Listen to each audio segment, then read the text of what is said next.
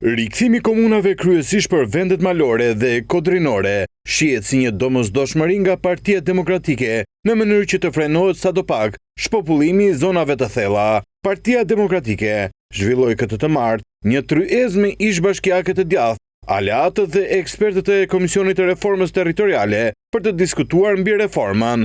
Sipas Berishës, reforma e re territoriale duhet të caktojë një numër banorësh se sa duhet minimalisht për të bërë një bashki.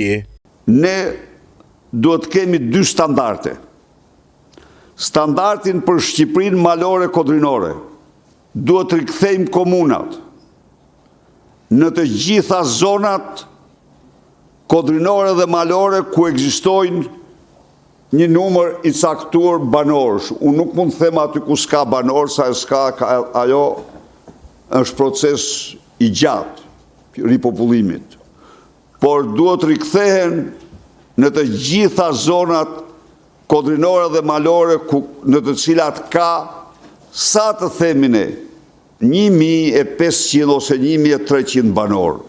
Lideri demokrat sulmoi reformën territoriale të 2014-s, duke e cilësuar atë të dështuar, ndërkohë kryeministrin Edi Rama e akuzon se në qeverisjen e tij ka diskriminuar popullin e veriut të Shqipërisë.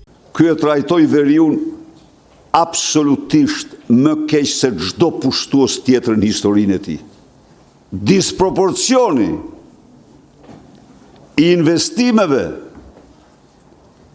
nga Fushkruja, Gjervermosh, të marras bashku investimet lokale janë barabarta me tendrat që ka fituar motra e Tërmet Peçit në Tepelen. Kreu i Partisë Demokratike theksoi si një nevojë të veçantë decentralizimin e pushteteve dhe shërbimeve.